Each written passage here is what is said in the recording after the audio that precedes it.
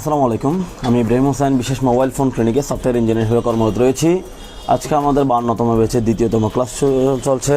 আমাদের প্রথম ক্লাসটি ছিল সফটওয়্যারের কাজ করার ক্ষেত্রে কী ধরনের পিসি বিল্ড করা দরকার, সফটওয়্যারের কী ধরনের সমস্যা হয় এবং এগুলোর সমস্যা নিয়ে বেসিক আলোচনা ছিল। আজকে আমাদের দ্বিতীয় ক্লাসটি হবে আমাদের চাইনিজ ফোনের কাজ করার ক্ষেত্রে প্রথম ডঙ্গল CM2 নিয়ে। ঠিক আছে, CM2 সংক্রান্ত আজকে আমরা বিস্তারিত বিষয়ে আলোচনা করব। CM2 দিয়ে কী কী কাজগুলো করা যায় ওই বিষয়ে আমরা আলোচনা করব। ঠিক আছে, তাহলে CM2তে পৌঁছানো যাক।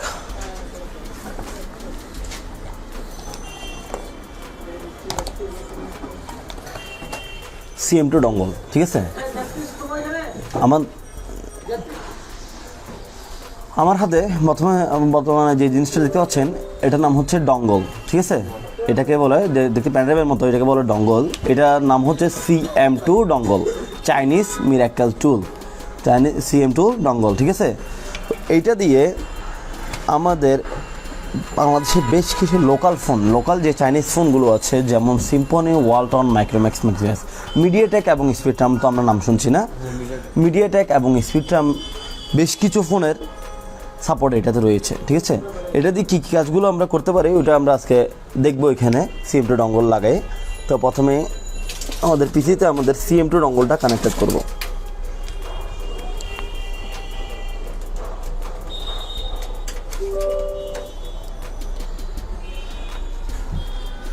আমাদের ডঙ্গলটা কানেক্টেড করলাম। কানেক্টেড করার পরে আমাদের এখন ডঙ্গল কানেক্ট হয়েছে। এখন আমাদের যে মডিউলটা দরকার, মানে যে টুলটা দরকার, ওই টুলটা ডাউনলোড করতে হবে। ঠিক আছে, ফার্স্ট অফ অল আমরা ডাউনলোড করব CM2 মিডিয়াটেকের, মানে যে MTকে যে টুলটা আছে ওই টুলটা আমরা ডাউনলোড করব। আমরা যাব কোথায়? ক্রোমসে।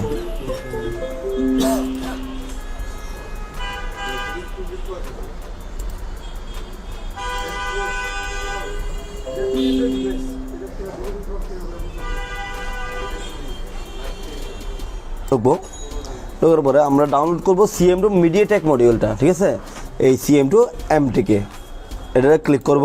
ক্লিক করার সাথে সাথে এখানে কি স্টার্টিং ডাউনলোড স্টার্ট হয়ে যাবে। কি হচ্ছে, এখন আমাদের মিডিয়াটেক মডিউলটা ডাউনলোড হচ্ছে।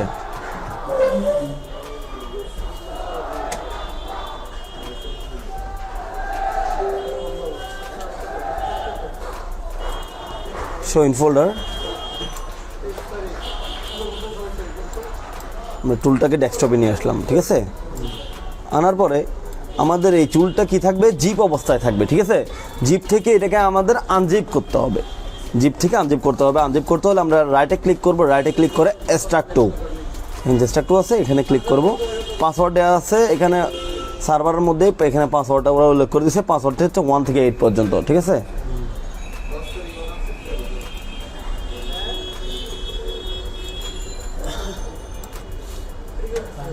কি হলো, আমাদের ফাইলটা আনজিপ হয়ে গেল গা, এবং এখানে আসছে মিডিয়াটেক মডিউল। এবার আমরা ইনস্টল করব। Yes, I accept.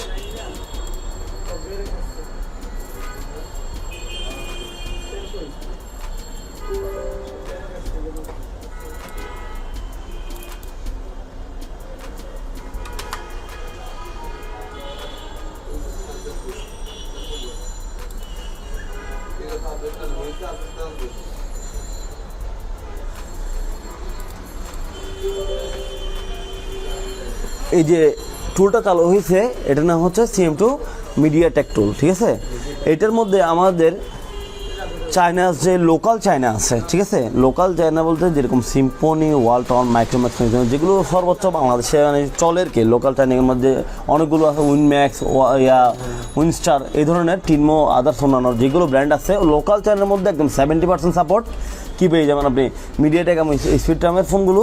এখানে ফ্লাশিং যে support, flashing, lock unlocking, FRP lock unlocking, যে ধরনের সাপোর্টগুলো আছে এগুলো কি এই CM2 ডঙ্গলের মধ্যে পেয়ে যাবেন গা। ঠিক আছে, তো এখন দেখি এটা কীভাবে ওয়ার্ক করে।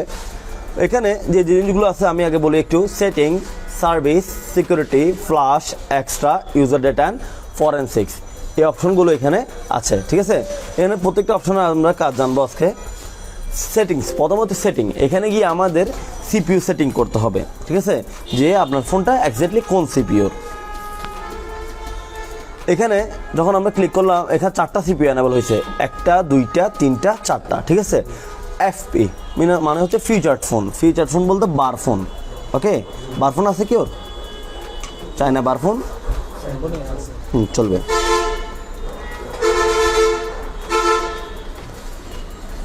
চায়না বার ফোন, এই ফোনটা আমি ফ্ল্যাশ করব, ঠিক আছে। এক্সাম্পল এটা আমি ফ্ল্যাশ করব, এবং ফ্ল্যাশ করার আগে আমার জানতে হবে এটা সিপিইউ কি, ঠিক আছে। আমি এক্স্যাক্টলি কোন মডিউলটা রান করব, ঠিক আছে। তো ফ্ল্যাশ করার জন্য আমার আগে জানতে হবে কি এটা সিপিইউ কি। সিপিইউ এখন দেখার 2টা ওয়ে আছে বার ফোনের মধ্যে, একটা হচ্ছে আমি ফোন দেখেই বলতে পারবো এটা সিপিইউ কি, এই ধরনের একটা ট্রিক আছে। আর একটা ওয়ে হচ্ছে গুগল, ঠিক আছে। গুগলে কি করব, সিম্পনি D41 ফ্ল্যাশ ফাইল, ঠিক আছে। ফ্ল্যাশ ফাইল লিখে সার্চ করলে ওইখানের মধ্যে কি ইনফরমেশনের মধ্যে এটা সিপিইউ লেখা থাকবে, এটা কি এক্স্যাক্টলি মিডিয়াটেক সিপিইউ নাকি স্পেকট্রাম সিপিইউ। আর একটা হচ্ছে যে গুগল দেখা ছাড়া কোনো ধরনের গুগলের সাহায্য স্যার আমরা মোবাইল দেখেই বলতে পারবো এটা এক্স্যাক্টলি সিপিইউ এটা কি মিডিয়াটেক নাকি স্পেকট্রাম, ঠিক আছে। এইটা কীভাবে করবো, ধরেন আপনার কাছে ফোন আসছে কাস্টমার সিকিউরিটি লক অবস্থায়, সিকিউরিটি লক অবস্থা থাকলে কী অবস্থা থাকে, মোবাইলে এখানে স্ক্রিন লকের মধ্যে সিকিউরিটি কোডটার অপশনটা উঠে থাকে, ঠিক আছে। ওইখানে পাসওয়ার্ড দিলে আনলক হয় বা হ্যাং করতেছে এই ধরনের। তো ফার্স্ট অফ অল যদি এমন নর্মালি অবস্থা থাকে, আমি নর্মালি অবস্থা দেখা দিচ্ছি যেহেতু এটা সিকিউরিটি কোড নেই। আমরা যাবো কোথায়, ফোনের সেটিংয়ে, ঠিক আছে। সেটিংয়ে গিয়ে রিস্টোর সেটিং, কোথায় যাব, রিস্টোর সেটিং। এখন কি আসছে এখানে পাসওয়ার্ডের যে ঘরটা আছে এটা এখানে শো করতেছে, ঠিক আছে। আমাদের একটা জিনিস মনে রাখবো, খুব সিম্পল জিনিস, খুব সিম্পল ট্রিকটা কিন্তু খুব কার্যকর ট্রিক। যে ফোনগুলোর পাসওয়ার্ডের ঘর, এটা একটা পাসওয়ার্ডের পুরোটা একটা ঘর আছে না, হ্যাঁ, এখান থেকে কি 1 2 3 4 শুরু হচ্ছে, তাই তো। যে ফোনটার পাসওয়ার্ডের ঘর ফুল ডিসপ্লে, মানে ডিসপ্লের এখান থেকে শুরু করে নিয়ে এখান পর্যন্ত আছে, ঠিক আছে। এটা এখান থেকে শুরু করে নিয়ে এখান পর্যন্ত আছে, ওই ফোনগুলো মিডিয়াটেক, কি ট্যাগ, মিডিয়াটেক মানে এমটিকে, ঠিক আছে। আর যে ফোনগুলো পাসওয়ার্ড ইন ডিসপ্লে মানে ডিসপ্লে এখান থেকে শুরু করে নিয়ে এতটুকু, অনেকগুলো ফোনের মধ্যে ডিসপ্লে কি পাসওয়ার্ডের ঘরটা ছোট ইন ডিসপ্লের মধ্যে, ঠিক আছে। ওই ফোনগুলো স্পেকট্রাম, বুঝে আসছে জিনিসটা। সেক্ষেত্রে কী হবে, যদি আমার কাছে পাসওয়ার্ডের জন্য আসে তাহলে আমার কাছে কী করতে হবে না, আর গুগল দেখতে হচ্ছে না, তাই না। আমরা কি এই ডিসপ্লেটার ঘরটা দেখেই বলতে হচ্ছে এটা মিডিয়াটেক নাকি স্পেকট্রাম, ঠিক আছে। সিম্পল ট্রিক কিন্তু খুব কার্যকর ট্রিক এটা।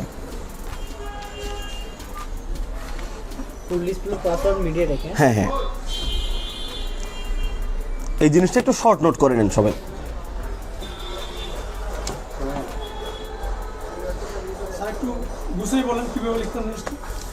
যে ফোনগুলোর পাসওয়ার্ডের এই যে ঘরটা আছে এটা ফুল ডিসপ্লে, ওই ফোনগুলো মিডিয়াটেক, ঠিক আছে।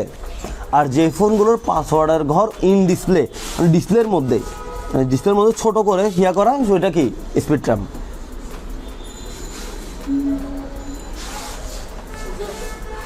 আচ্ছা, তো আসি এফপিসিপিউতে এখানে কী আছে, অটো 6265 6261 6255 6276 নর অন্যান্য এই ধরনের কি অটোমেটিক লেখা আছে। অটোমেটিক হচ্ছে এটা অটোমেটিক, ঠিক আছে। তার মানে হচ্ছে আমাদের মিডিয়াটেকের যত ধরনের বারফোন আছে, ঠিক আছে, কোনো ব্র্যান্ডিং না, কোনো মডেল না, মিডিয়াটেকের যত ধরনের বারফোন আছে সবগুলো সিপিইউ কি, সবগুলো ফোন এই যে 1 নম্বর যে এফপি সিপিইউটা আছে, হ্যাঁ, ওইটাতে কি হবে, কানেক্টেড হবে। ওইটা দিয়ে আমরা ফ্ল্যাশ আনলকিং সবগুলো করতে পারবো। যে কাজগুলো করা দরকার আমরা কি করতে পারবো, এখান থেকে করতে পারবো।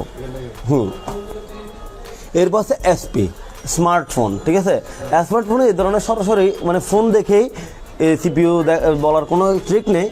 ওইটা দেখার জন্য আমরা কী করতে হবে, গুগল ওয়ে সার্চ করতে হবে, ঠিক আছে। কীভাবে সার্চ করবেন ওটা একটু দেখাই দিই। আমরা একটা এক্সাম্পল একটা মডেল সার্চ করবো, Symphony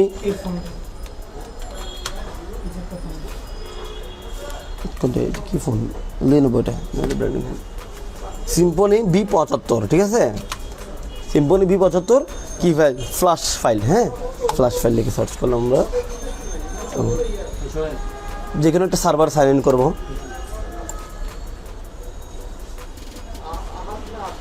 Symphony B75 MT means হচ্ছে মিডিয়াটেক, ঠিক আছে।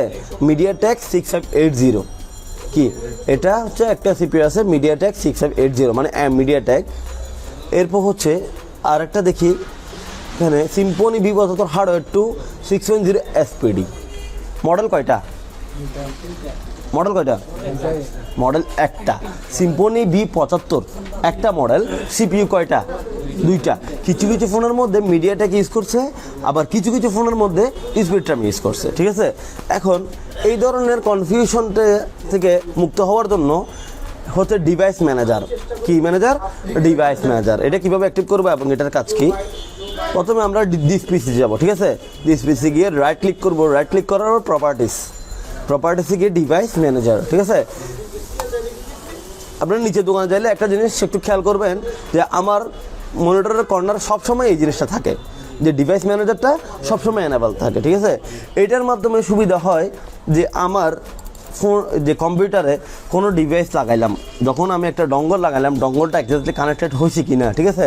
বা আমার পিসিতে কোনো ধরনের ড্রাইভার প্রবলেম আছে কি না, আমি একটা ফোন লাগাইলাম মিডিয়াটেক সিপিউর, ওইটা কানেক্টেড হয়েছে কি না, কোনো ধরনের ড্রাইভার কত ত্রুটি আছে কি না, এটা দেখার জন্য কী করি আমরা সবসময় এই ডিভাইস ম্যানেজারটা অন করে রাখি, ঠিক আছে? তো এখন ইউএসবি কেবল কি লাগানো আছে এসপিসিপিতে, যে ধরনের আমাদের স্মার্টফোনগুলো আছে, ঠিক আছে? সবগুলো কি এসপিসিপিতে কানেক্টেড হবে। এরপর হচ্ছে এফপি অটো নোকিয়া MTK-X। বর্তমানে যে নোকিয়াগুলো বাজারে আছে এগুলো কি মেড ইন চায়না, ঠিক আছে? চায়নার মধ্যে এগুলো মিডিয়াটেক এবং স্পেকট্রাম CPU, এই দুই ধরনের CPU বর্তমানে ইউজ করা হচ্ছে, ঠিক আছে? তো যেসব মিডিয়াটেক CPU আছে, কিছু CPU এখানে সাপোর্ট দিচ্ছে যে 6 to 5 থেকে নিয়ে 6 to 6 পর্যন্ত, ঠিক আছে? এই CPUগুলো এখানে সাপোর্ট আছে। শুধুমাত্র আপনি যদি পাসওয়ার্ড লক থাকে সেক্ষেত্রে পাসওয়ার্ড লক আনলক করতে পারবেন, কোনো ধরনের ফ্লাশ করতে পারবেন না। যদি পাসওয়ার্ড লক থাকে সেক্ষেত্রে ফরম্যাট করে পাসওয়ার্ড লকটা আনলক করতে পারবেন। এরপর হচ্ছে কোনটা, এটা হচ্ছে আপনার FP লেখা আছে, মানে ফিউচার ফোন, ঠিক আছে? আর হচ্ছে এই SP সিলেক্টেড মডেল, এখানে কি লেখা আছে? অটো। আর এটা হচ্ছে সিলেক্টেড মডেল, দ্যাট মিনস ওটা হচ্ছে যে মডেলটা সিলেক্ট আছে ওই মডেলটাই অনলি ফর ওয়ার্ক করবে, বুঝা যাচ্ছে? তো সিলেক্টেড মডেলে ক্লিক করবো। সরি, একটু ডঙ্গলটা ডিসকানেক্ট লেগেছে।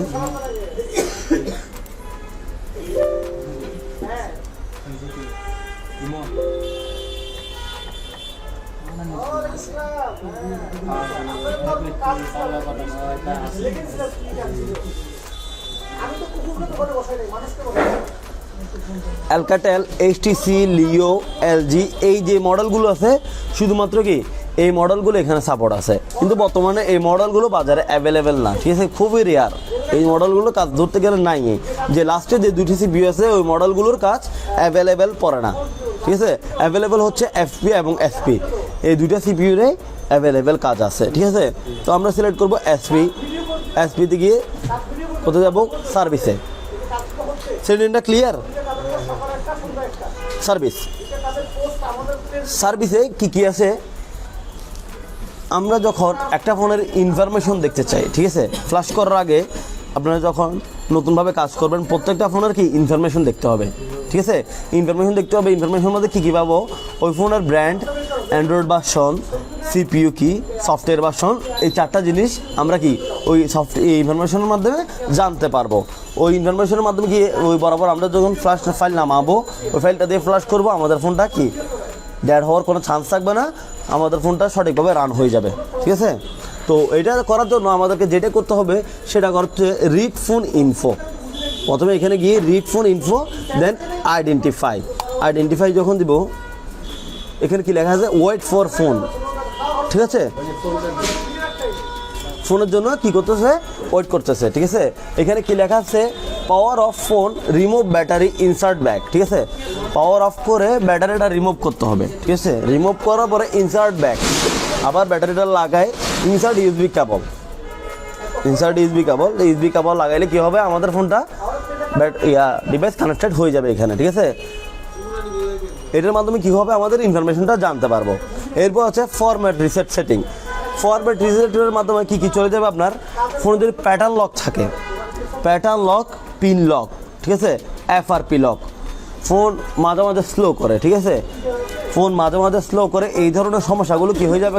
এই যে ফরম্যাট আছে এটা করলে আশা করি মোটামুটি সবগুলো সমস্যার সমাধান হয়ে যাবে, ঠিক আছে? এটাতে কিন্তু প্রাইভেসি লক যাবে না, শুধুমাত্র প্যাটার্ন এবং পিন। প্রাইভেসিও তো বলছিলাম না ওই দিন, প্রাইভেসি লক কিন্তু যাবে না, প্রাইভেসি লকের জন্য আলাদা সিস্টেম। আর যদি আপনাদের কাছে শুধুমাত্র এফআরপি লক অবস্থায় আসে, ঠিক আছে, এখন মোটামুটি হার্ড রিসেট সবাই করতে পারে, সব ধরনের কাস্টমার কি হার্ড রিসেট করতে পারে ইউটিউবে দেখে দেখে। এখন হার্ড রিসেট করার পরে যে এফআরপি লক আসবে সেটা তো সবাই জানে না, তাই না? আর ওইটা যে জিমেল অ্যাকাউন্ট দিয়ে আনলক হয় ওইটাও কি অনেকজনে যে জানে না। তো এখন যদি আপনার কাছে কাস্টমার যদি এফআরপি লক অবস্থায় নিয়ে আসে, মানে ফোনটা অলরেডি ফরম্যাট করা হয়ে গেছে, ফরম্যাট করার পর এফআরপি লক আসলে আপনি শুধুমাত্র কী করবেন, এফআরপি লকটা রিসেট করে দিবেন। সেক্ষেত্রে করতে হবে আপনাকে এখানে ফরম্যাট, এখানে ক্লিক করে FRP reset protection, only for FRP reset protection, then format reset setting. জি, এফআরপি মিনস হচ্ছে ফ্যাক্টরি রিসেট প্রোটেকশন, বুঝছেন? এটা গুগল অ্যাকাউন্ট, আপনার ফোনে যে গুগল অ্যাকাউন্ট ইউজ করতেছেন ওইটার মাধ্যমে আর কি।